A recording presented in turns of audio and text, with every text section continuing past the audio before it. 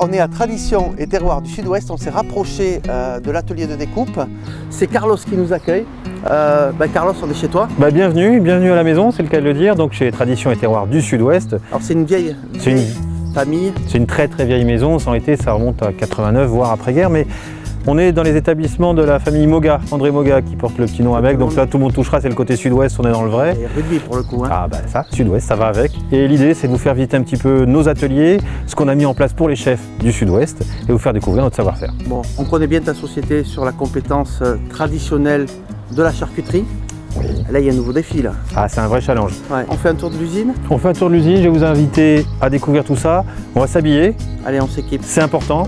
Parce que et puis ensuite, les contraintes d'hygiène, la sécurité alimentaire, enfin tout ça on connaît. On est en plein dedans. Bon, donc on est dans le vrai. Masque, on va te reconnaître ou pas? Non, je t'ai dit, on va se déguiser pour être plus précis. Ouais, après, on pourra prendre des photos. On y va. C'est parti. Merci. Parfait, Carlos, on te suit. Mais parle-nous de tes produits. Donc on est sûr d'utiliser des produits locaux, des alimentations locales qui font vivre depuis le début de la chaîne, la fourche à la fourchette, ça veut dire quelque chose dans ce principe. On travaille sans colorant, sans conservateur, on est sur de l'ultra frais. C'est un principe de base qui est intégré dans les gènes de l'entreprise. On fait tel que ça a toujours été fabriqué, pour résumer. Partant de ce principe, vous êtes obligé de travailler d'une matière première d'une excellente qualité. Parce qu'avec un mauvais produit de départ, pour réussir à rééquilibrer votre produit final, vous allez être obligé d'utiliser des additifs, des correcteurs, un certain nombre de paramètres.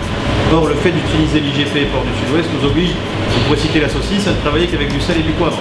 Pas de colorant, pas de conservateur. Super produit de base, super produit à l'arrivée. C'est un principe de base.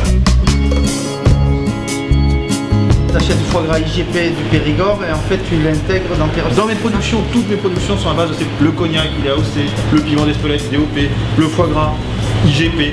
On fait avec des produits locaux, on a tout ce qu'il faut dans le Sud-Ouest pour faire de bonnes choses, mais encore faut-il que ça se sache. Alors maintenant, on va direct en cuisine. Carlos nous explique comment est réalisé le grenier médocain. Vous l'aurez compris, des produits de qualité, une méthode traditionnelle, des produits frais, pas d'additifs, des aromates naturels et une cuisson à l'ancienne. Le grenier médocain cuit au torchon dans le respect de la tradition.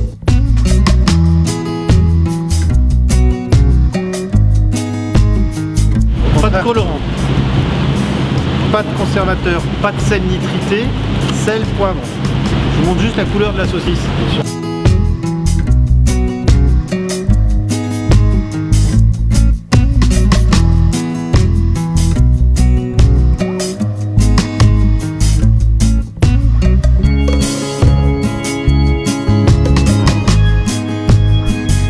Maintenant, on passe côté boucherie sur l'atelier de découpe, le défi que doit relever Carlos pour les restaurateurs. Ici, on découvre la viande coupée à la main dans une parfaite maîtrise. Que des produits français, évidemment, oui, on est en train de travailler. Ça. Et du coup, c'est un vrai travail de boucher là, que tu es en train de faire. Ah oui, exact. Tu as une formation de boucher? Oui, ça c'est boucherie, puis après j'ai suivi longtemps avec Jacques ses aventures, et puis voilà. Vous l'avez compris, on a à la fois une machine qui assure le débit et à côté de véritables bouchers qui travaillent de façon artisanale. Un joli coup de fourchette qui se termine aujourd'hui par un joli coup de couteau pour Carlos et toute l'équipe de Tradition et Terroir.